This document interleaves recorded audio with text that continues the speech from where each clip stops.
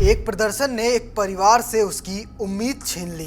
प्रदर्शन में माँ बाप के बुढ़ापे का सहारा खो गया। अब कौन उठाएगा छोटी बहनों की पढ़ाई का खर्चा।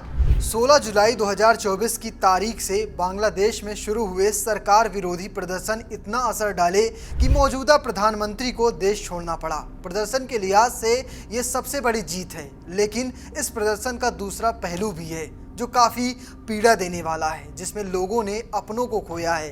किसी ने अपना बेटा तो किसी ने अपना भाई खोया है। कई परिवारों ने तो रोटी का इंतज़ाम करने वाला ही खो दिया है। अब देश में सेना की देखरेख में अंतरिम सरकार बन गई है। नोबेल विजेता मोहम्मद यूनुस को प्रधानमंत्री बना दिया गया है।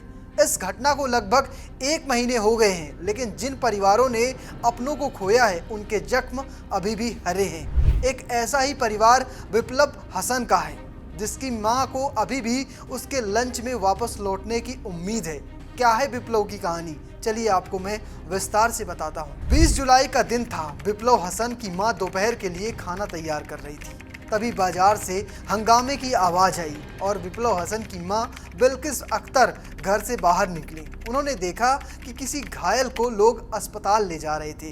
गोली लगने की बात हो रही थी, पर समझ नहीं आ रहा था कि किसे गोली लगी है। लेकिन तभी उस लड़के के पैर बिल्किस अख्तर को दिखते हैं और उस पैर को देखते ही बिल्किस के पैर के नीचे से ज़मीन खिसक जाती है, क्योंकि वो पैर किसी और के नहीं बल्कि खुद उसके बेटे विप्लव के थे।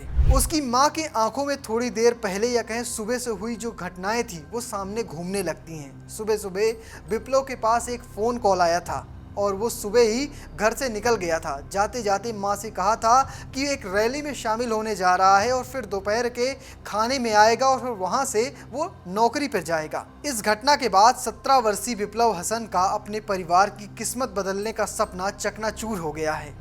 गौरीपुर के मेनन सिंह किशोरगंज रोड के किनारे कल्टापारा बाजार में प्रदर्शनकारियों और पुलिस की बीच झड़प हुई थी और इसी झड़प में विप्लव को गोली लगी थी। विप्लव की कहानी बहुत कठिन है। उसने इस साल के शुरुआत में ही एसएससी परीक्षा दी थी, लेकिन बांग्ला में फेल होने के कारण बाहर हो गया था। लेकिन अगले साल फिर से परीक्षा देने के लिए तैयारी कर रहा था। घर चलाने के लिए तेल मिल में काम भी कर रहा था। घटना के समय विप्लव के पिता बाबुल मियां काम के लिए सिलहट गए हुए थे। वो उस वक्त मौजूद नहीं थे, लेकिन उन्होंने बताया कि हमारे पास कोई ज़मीन नहीं है, सिर्फ 2 दशमलव ज़मीन पर हमारा घर बना हुआ है। हमने अपना बेटा ही नहीं अपना पूरा सहारा खो दिया है। अब मेरी बेटियों का भविष्य खतरे में है, क्योंकि विप्लव ही इनकी पढ़ाई लिखाई का खर्चा उठा रहा था। बाबुल ने कहा कि उनकी पत्नी अब बिस्तर से उठ नहीं पा रही हैं। विप्लव की दादी रुकैया बेगम ने कहा कि विप्लव हर महीने लगभग 8,000 टका कमाते थे और उसी से परिवार और घर चलता था,